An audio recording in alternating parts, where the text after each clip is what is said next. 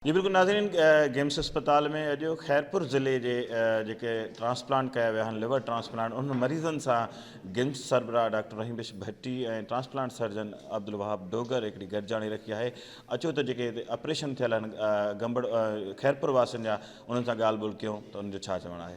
15 खां हिते वधीक थिया आहिनि असां वटि खैरपुर में, ऐं हिकिड़नि खे त ॿ साल बि थी विया आहिनि। मां हिकिड़े खां पुछो, रोशन जेको आहे नारे जो, हितां जो आहे पीर मोहम्मद जो, उहो मोटर साइकिल थो अॼुकल्ह आहे मज़दूरी ते।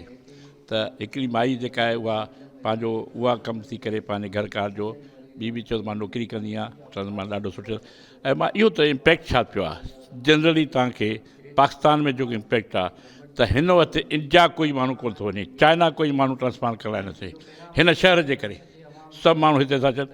वरी हिन शहर जो जेको रोज़गार वधियो आहे उहो सभिनी खे ख़बर आहे, केतिरा माण्हू रोज़गार में लॻा आहिनि, केतिरो मार्केट में शयूं वठनि था, परचेज थिए थी।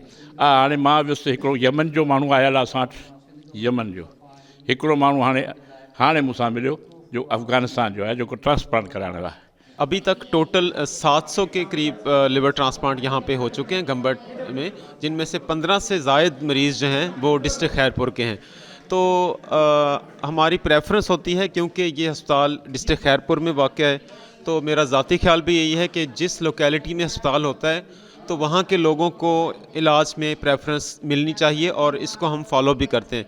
टीम जो डॉक्टर भट्टी साहब जो मुझे 2020 में दिसंबर के महीने में मुझे ऑपरेशन थियो आहे ऐं मां डायबिटिक पेशेंट रहियो आहियां।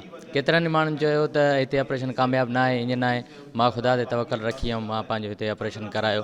तक़रीबन मूंखे 2 साल मुकमल थियण वारा आहिनि। अलहमदिल्ला मां हिन महिल बिल्कुलु सेट आहियां। पाण खैरपुर जी आहियां। 17/3/2019 में मुंहिंजो ऑपरेशन थियो आहे। मूंखां हिकिड़ो रुपयो बि न वरितो ऐं मां मिडिल क्लास सां तालुक़ु रखंदी आहियां। हाणे मां बिल्कुलु ठीकु आहियां, बिल्कुलु फिट फाट। मां पंहिंजी जॉब करे पंहिंजा बच्चा पालींदी आहियां। कैमरामैन आबिद जामड़ो सां गॾु ज़ाहिद जामड़ो, KTN न्यूज़ गंबड़।